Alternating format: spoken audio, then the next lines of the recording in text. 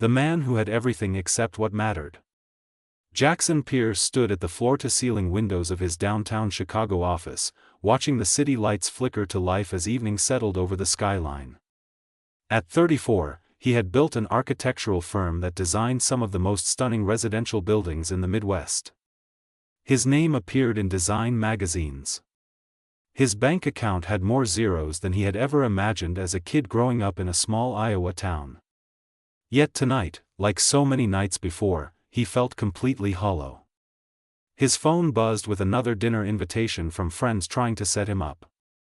He declined politely, as he always did.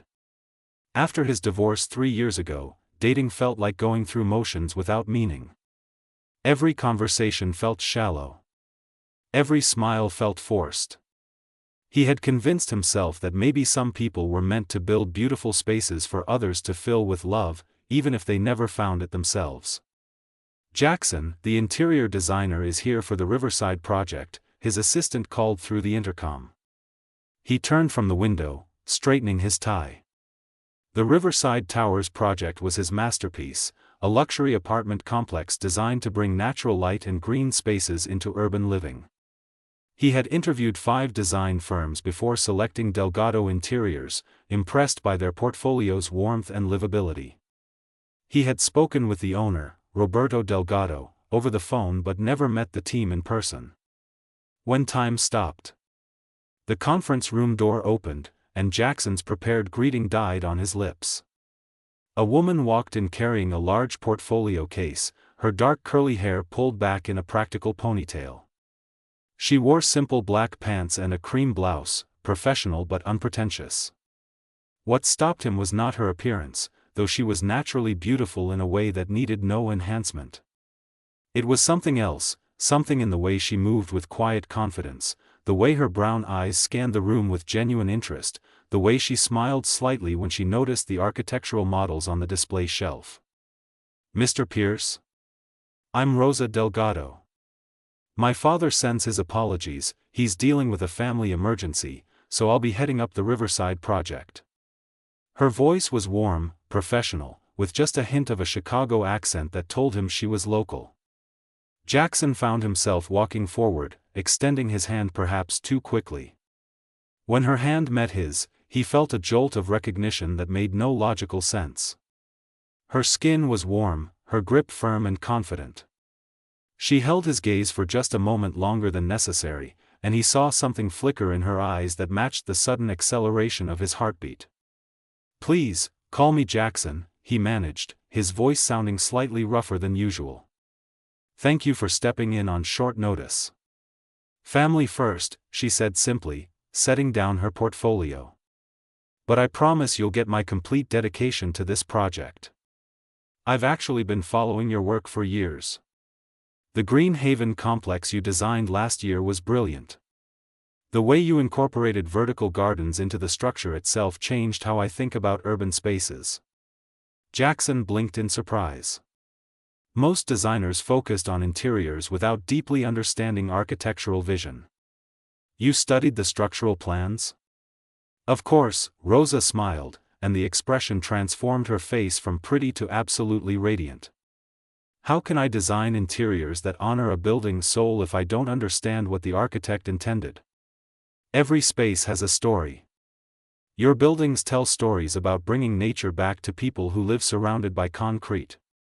I want to continue that story inside the walls." For the next 2 hours, they discussed the Riverside project. Jackson found himself more animated than he had been in months, sharing ideas he had kept private because previous designers had not understood. Rosa listened intently, sketching quick concept drawings, asking questions that showed she truly grasped his vision. She challenged some of his assumptions in ways that made him rethink elements he had considered settled. "What if instead of traditional hallways, we created gallery spaces?" she suggested, her pencil flying across paper. "Residents could display art, creating community connection points. Natural light from your windows here and here would illuminate the pieces throughout the day." "That's brilliant." Jackson leaned closer to see her sketch, suddenly very aware of how near they were sitting. He caught a subtle scent of jasmine and something uniquely her. It transforms transitional space into destination space. Rosa looked up, and their faces were only inches apart. Her eyes widened slightly, her lips parting. The air between them seemed to thicken, charged with electricity neither had invited but both felt. The night everything shifted. 3 weeks into the project, they fell into a rhythm of late-night work sessions.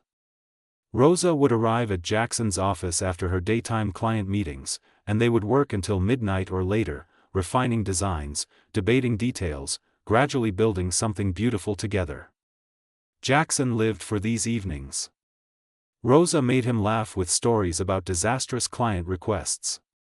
She challenged his tendency toward perfectionism, reminding him that spaces needed to feel lived in, not just looked at. She brought homemade empanadas her mother had made, insisting he needed to eat real food instead of vending machine dinners. He learned she was 28, had studied design at the School of the Art Institute of Chicago, and had been helping her father build his business since graduation. She supported her parents financially while her younger brother finished medical school. She loved old movies, hiking despite living in a city, and had a ridiculous collection of vintage teacups. Rosa learned that Jackson had grown up poor, won scholarships that changed his life, and built his success through relentless work. His marriage had ended because his ex-wife wanted the lifestyle his money provided but not the man himself. He played guitar badly but enthusiastically. He volunteered teaching architecture to underprivileged kids every Saturday morning. One Thursday night, they were finalizing the penthouse designs. It was nearly 2 a.m. Jackson had removed his jacket hours ago, his shirt sleeves rolled up. Rosa had kicked off her shoes, sitting cross-legged on the floor surrounded by fabric samples and paint chips. "I think we're done," Rosa said, sitting back with satisfaction. "This is perfect, Jackson. This whole project is going to be incredible." "We make a good team," Jackson said quietly, watching her in the soft lamplight. "We really do," she agreed, meeting his eyes. The moment stretched between them, heavy with everything unspoken. Jackson knew he should let it pass, should maintain the professional boundary they had carefully preserved. But something about the late hour, the intimacy of creating together, the way she looked at him like she truly saw him, made the words tumble out. "Rosa, I need to tell you something." She stood slowly, walking toward where he sat at the conference table. "What is it?" "These past few weeks working with you have been the best part of my days. Of my whole year, honestly." His heart pounded. "You make me feel alive in a way I forgot was possible. I think about you constantly. When something happens during the day, you're the person I want to tell. When I solve a problem, I imagine how you'd smile when I explained it. I know this is completely inappropriate and I'm probably about to ruin our working relationship, but I can't keep pretending I don't feel this." Rosa's eyes glistened with emotion. She reached out, her fingers gently touching his jaw. "You're not ruining anything. I feel it too, Jackson. Every single day. I've been terrified to acknowledge it because this project is so important to my father's business, and I didn't want to complicate things. But yes, I feel this too." Jackson stood, his hand covering hers where it rested against his face. "Where do we go from here?" "I don't know," she whispered. "But I know I don't want to walk away from whatever this is." He pulled her closer, slowly enough that she could stop him if she wanted. She didn't. Instead, she closed the remaining distance, rising on her toes as his lips met hers. The kiss started gentle, tentative, a question being asked and answered. Then it deepened, months of suppressed feeling pouring out. His arms wrapped around her waist, pulling her flush against him. Her hands slid up his chest, around his neck, fingers threading through his hair. She tasted like the peppermint tea she always drank while working, and that small familiar detail made the moment feel even more intimate. When they finally broke apart, both breathing hard, Jackson rested his forehead against hers. "This changes everything." "I know," Rosa said softly. "Are you scared?" "Terrified," he admitted. but more scared of not trying. She smiled, that beautiful smile that had captivated him from the first moment. Then let's not be scared together. The morning after everything changed. Jackson woke to sunlight streaming through his bedroom windows and the soft sound of someone moving in his kitchen. For a moment, disorientation clouded his mind. Then memory flooded back, the kiss in his office, the decision to leave together, Rosa in his arms throughout the night, and his heart filled with a warmth he had forgotten existed. He found her at his stove, wearing one of his dress shirts that fell to mid-thigh, her curly hair loose around her shoulders. She was humming softly, flipping what appeared to be pancakes with surprising skill. "Good morning," he said from the doorway, and she turned with a smile that made his chest tight. "Good morning. I hope you don't mind, I raided your kitchen. Though I have to say, your food situation is depressing. Do you survive entirely on takeout?" Jackson crossed the room, wrapping his arms around her waist from behind, pressing a kiss to her temple. "Usually, yes. This is much better." She leaned back against him, fitting perfectly in his embrace. "We need to talk about what happens now." "I know." He turned her gently to face him. "The Riverside project has another 4 months. I don't want to hide this, but I also don't want to put you in an awkward position professionally." Rosa bit her lip, thinking. "My father needs to know. He deserves honesty. And we should probably bring in another designer from my firm as a second lead, just to ensure there's no appearance of impropriety." "That's smart," Jackson agreed. "I'll do whatever makes you comfortable." "What makes me comfortable," she said, her hands sliding up his chest, "is knowing this is real. That last night wasn't just a moment of weakness we'll regret." Jackson cupped her face in his hands. "Rosa, I haven't felt this alive in years. Maybe ever. You're not a moment of weakness. You're the strongest thing I've felt in a long time." She kissed him then, soft and sweet, tasting like maple syrup and promise. When reality tests the dream. The next few weeks were blissful chaos. They told her father, Roberto, who surprised them both by laughing warmly and saying he had suspected something from the way Jackson's voice changed when he mentioned Rosa during their phone calls. They brought in another designer, Carmen, who rolled her eyes good-naturedly at their obvious connection but proved to be an excellent addition to the team. Jackson and Rosa fell into a rhythm that felt natural despite being new. She stayed at his place most nights, filling his minimalist apartment with her warmth. He met her parents for Sunday dinner, enduring her mother's delighted interrogation and her brother Danny's protective suspicion with good humor. They worked together during the day and explored the city together at night, finding joy in simple things like walking along the lakefront or trying new restaurants in neighborhoods they had never visited. But 3 months into their relationship, reality began pressing in. Rosa had been quieter than usual for several days. Jackson noticed but gave her space, trusting she would tell him what was bothering her when she was ready. Then one evening, he came home to find her sitting on his couch, tears streaming down her face, clutching her phone. "Rosa, what happened?" He dropped his briefcase, rushing to her side. "It's my mom," she said, her voice breaking. "She needs surgery. Her heart. They found a blockage, and insurance will only cover part of it. The rest will cost $40,000. Jackson's mind immediately went to solutions. "I can help with that. Let me write a check." "No," Rosa said firmly, pulling away slightly. "Jackson, no. That's too much. We've only been together 3 months. I can't take that kind of money from you." "Why not?" "I have it. Your mother needs it. This isn't complicated." "It is complicated," Rosa stood, pacing. "Don't you see? If you pay for my mother's surgery, everything between us changes. I'll always wonder if I stayed with you partly out of obligation. You'll wonder if I'm really here for you or for what you can provide. My family will feel indebted. It poisons something pure."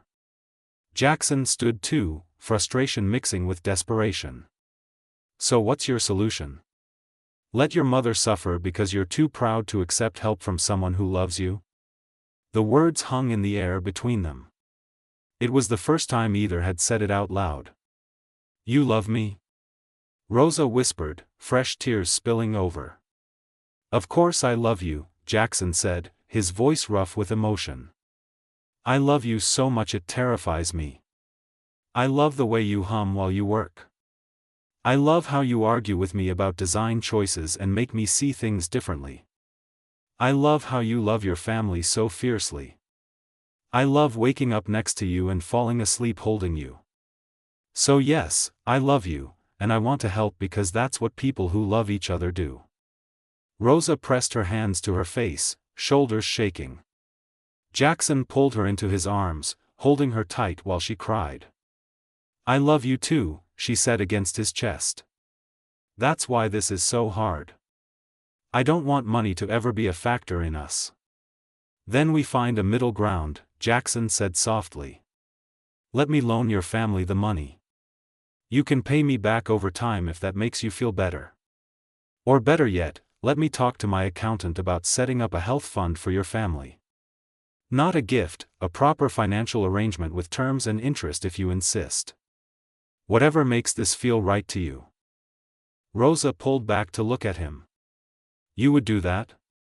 Structure it that way just so I feel comfortable? I would do anything for you, Jackson said simply. Your comfort, your happiness, your peace of mind, they matter more to me than anything. The choice that defined everything. 2 days later, Rosa came to Jackson's office with Roberto. Her father looked older than Jackson remembered, worry lines deep around his eyes. Jackson, my daughter tells me you want to help with medical expenses, Roberto said directly. I am a proud man. I built my business from nothing. Accepting help is difficult. I understand, sir, Jackson said respectfully. I grew up with nothing too. I know what pride means. But I also learned that community matters. When I was 17, a neighbor paid for my college application fees because my family couldn't afford them. She told me it wasn't charity, it was investment. She believed in me. That investment changed my life. Let me invest in your family. Roberto studied him for a long moment. You love my daughter. With everything I have, Jackson said without hesitation. And this money, it has no strings? You don't expect her to stay with you because of it? The opposite, Jackson said. I want to remove any financial pressure so Rosa is free to choose me or not choose me based purely on how she feels. I want her to know that whether we're together or not, I care about her family's well-being. Roberto's eyes softened. He extended his hand. You are a good man, Jackson Pierce. I accept your help, and we will repay you according to fair terms. After Roberto left, Rosa threw her arms around Jackson. Thank you. Thank you for understanding what we needed. Thank you for respecting my father's pride. Thank you for being exactly who you are. Jackson held her close, breathing in her familiar jasmine scent. We're in this together. Whatever comes. The surgery was successful. Rosa's mother recovered beautifully, and the whole family seemed to embrace Jackson as one of their own. The Riverside project neared completion, and the results were stunning. Design magazines requested features. Other clients approached both Jackson's firm and Delgado Interiors, wanting to capture the same magic.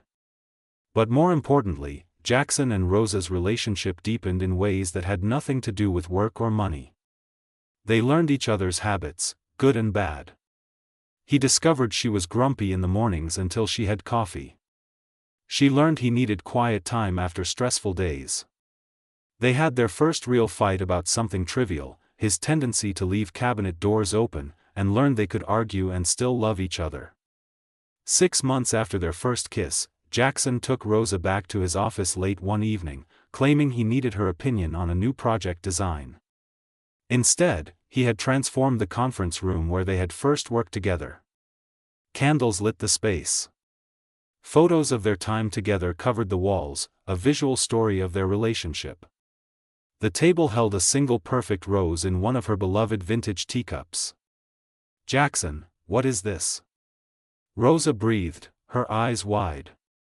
He took her hands, his heart pounding harder than it ever had during any presentation or client meeting. "This is where it started. Where I first realized my life was about to change completely. Where you walked in and made me feel alive again." "It's beautiful," she whispered. "Rosa Delgado," Jackson said, lowering himself to one knee. "You have taught me that love isn't about grand gestures or expensive things. It's about showing up every day. It's about choosing each other when things are hard. It's about building something beautiful together, brick by brick, choice by choice." He pulled out a simple ring, elegant but not ostentatious, with a single diamond that caught the candlelight. "I want to spend the rest of my life building with you. Not just buildings, but a life. A family. A future. Will you marry me?" Tears streamed down Rosa's face. She pulled him to his feet, her hands framing his face. "Yes. Yes, Jackson. 1,000 times yes." The kiss they shared was different from all the others, it tasted like promises and forever. Like coming home after a long journey. Like the beginning of the greatest adventure either of them would ever know. The foundation of forever. 8 months after the proposal, Jackson stood at the front of a small garden venue on the outskirts of Chicago, his hands clasped tightly to keep them from shaking. The late September afternoon was perfect, warm sunlight filtering through golden leaves, a gentle breeze carrying the scent of roses and fresh-cut grass. His best friend from college, Trevor, stood beside him as best man, grinning at Jackson's obvious nervousness. "Breathe, man. She said yes already. This is the easy part." "Easy for you to say," Jackson muttered, but he was smiling. "You're not about to marry the most amazing woman in the world." The music changed, and his heart stopped. Then started again, faster than before. Rosa appeared at the end of the garden path on her father's arm, and Jackson forgot how to breathe entirely. She wore a simple ivory dress that flowed around her like water, her dark curls loose and adorned with small white flowers. But it was her face that destroyed him, radiant with joy, eyes locked on his like he was the only person in the world. As she walked toward him, Jackson thought about the journey that had brought them here. The accidental meeting. The late nights working together. The moment everything changed. The challenges they had faced and overcome. Every step had led to this moment, to her hand in his, to promises they would spend a lifetime keeping. Roberto placed Rosa's hand in Jackson's, his eyes suspiciously bright. "Take care of my daughter." "With everything I have," Jackson promised, and meant it with every fiber of his being. The ceremony was short and sweet, exactly what they both wanted. They had written their own vows, and when it was Jackson's turn to speak, he had to pause to collect himself. "Rosa, before you, I was successful but empty. I built beautiful spaces but lived in emptiness. You taught me that the most important architecture is what we build together, the life we create, the love we nurture, the family we grow. You are my home. Today, tomorrow, always." Rosa's voice shook with emotion as she said her vows. "Jackson, you saw me when I was invisible. You valued me when I doubted my worth. You showed me that love is not about grand gestures but daily choices. Choosing each other, building together, being honest even when it is hard. I choose you today and every day for the rest of our lives." When the officiant pronounced them married, Jackson pulled Rosa close and kissed her like it was the first time and the 1,000th time all at once. The small gathering of family and friends erupted in applause, but Jackson barely heard it. All he knew was her, the taste of happy tears, the feel of her smile against his lips, the absolute rightness of this moment. Building the dream. The first year of marriage was an adventure in learning to truly share a life. They bought a house together, a charming older home with good bones that needed work. Jackson designed the renovations while Rosa handled the interiors, and their collaboration was even better than on professional projects because this space was theirs, filled with meaning only they understood. Rosa's career flourished. She started her own design firm, specializing in sustainable, livable spaces that honored both architectural vision and human need. Jackson's support, both emotional and occasionally financial, never felt like obligation. It felt like partnership, like building their dreams together. They spent Sunday dinners with Rosa's family, a tradition Jackson had come to treasure. Her mother fussed over him, her father discussed business with genuine respect for his opinion, and Danny had become a true friend after his initial protectiveness faded. At night, they would lie in bed talking about their days, sharing dreams, making plans. Sometimes they would argue about silly things or have serious discussions about harder topics like when to start a family or how to balance work and life. But they always came back to each other, to the foundation they had built together. When everything came full circle. 18 months into their marriage, Jackson was working late at the Riverside Towers, now completed and occupied. He had convinced the building management to give him access because he wanted to see how the spaces he and Rosa had designed were being lived in. He stood in the penthouse they had finalized together that night when everything changed. A young couple had moved in, and through the windows, he could see evidence of their life, plants on the vertical gardens, art in the gallery hallways, light and warmth filling the space. His phone buzzed with a text from Rosa. "Where are you? I have something important to tell you. Riverside Penthouse. Come meet me." 20 minutes later, she found him standing at the windows, looking out at the Chicago skyline. She slipped her arms around his waist from behind, resting her cheek against his back. "This is where it all started," she said softly. "Where we designed something beautiful together. We've designed a lot of beautiful things together." Jackson turned in her arms to face her. "What did you need to tell me?" Rosa's eyes shone with excitement and nervousness.